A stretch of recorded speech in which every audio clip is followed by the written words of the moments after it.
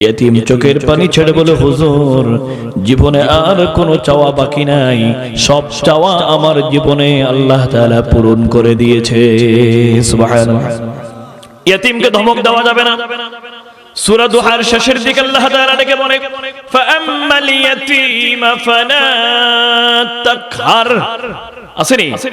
ফাআম্মাল ইয়াতীমা ফালা তাকহার। সাবধান সাবধান নবী আমার, আপনাকে আমি আল্লাহ তাআলা আওয়াজ করে দিলাম, ঘোষণা করে দিলাম, আপনি সহ কিয়ামত পর্যন্ত যত উম্মত বান্দায় পৃথিবীর জমিনের মধ্যে আসবে সকলের জন্য আমি আল্লাহর নির্দেশ, ইয়েতিমকে কখনো ধমক দেওয়া যাবে না, ইয়েতিমের অর্থ খাওয়া যাবে না। চল চাতুরি করে, মেধার ভিত্তিতে, বিভিন্ন ধরনের অপকৌশলে, অন্যান্য বুদ্ধির মাধ্যমে মারপ্যাচ দিয়া ইয়েতিমের অর্থ যারা জুলুম করে খেয়ে ফেলে, আমার আল্লাহ তাআলা বলে আমি আল্লাহ তাদেরকে জাহান্নামের অতল গহ্বরে নিক্ষেপ করব। নাউযুবিল্লাহ।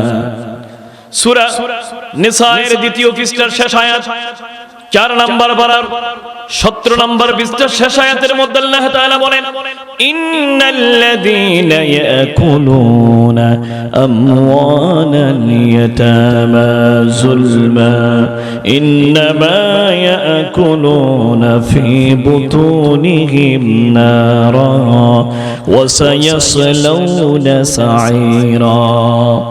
নিশ্চয় যারা ইয়েতিমের অর্থ খায়, ইয়েতিমের অর্থ আত্মসাৎ করে, খিয়ানত করে, জুলুম করে, ইয়েতিমের অধিকার যেই চাচা, যেই জেঠা, যেই পাড়া প্রতিবেশী জুলুমের মাধ্যমে ভক্ষণ করে, আমার আল্লাহ বলে এটা তো সম্পদ খায় না, এটা যেন পেটের মধ্যে আগুন ভক্ষণ করছে। ওয়াসায়াসলাউনা সাঈরা। আমি আল্লাহ অচিরেই ওই বান্দাকে এই জাহান্নামের মধ্যে নিক্ষেপ করব। নাউযুবিল্লাহ। আমার নবী ইতিম হয়ে গেলেন, বাবা চলে গেল মায়ের গর্ভে থাকা অবস্থায়।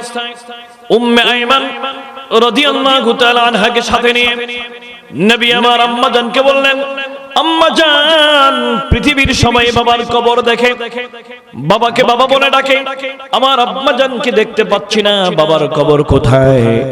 আম্মা জান উম্মে আইমানকে সাথে নিয়ে মদিনার মধ্যে চলে গেল, বাবার কবর জিয়ারত করে। রাসূলুল্লাহ সাল্লাল্লাহু আলাইহি ওয়াসাল্লাম শিশু নবী সেখান থেকে ফিরে আসার পরে আম্মা জান অসুস্থ হয়ে যায়। মদিনার আবা নামক শহরের মধ্যে মা ইন্তেকাল করে, সেখানে আল্লাহর প্রিয় হাবিবুল্লাহর আম্মা জানকে দাফন করা হয়। নবীর বাবা চলে গেল, মা চলে গেল, এবার আমার নবীকে তত্ত্বাবধান করছেন রাসূল পাকের দাদা সাইয়্যিদা আবু তালিব রাদিয়াল্লাহু তাআলা। 8 বছর বয়সে রাহমাতুল লিল আলামিন নবীর দাদা জান চলে গেল।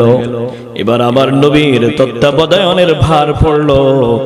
জীবনে ঈমান আনে নাই, মুহাব্বত করেছে, ঈমান আনে নাই, মুহাব্বত করেছে, ভালোবেসেছে, ঈমান আনে নাই।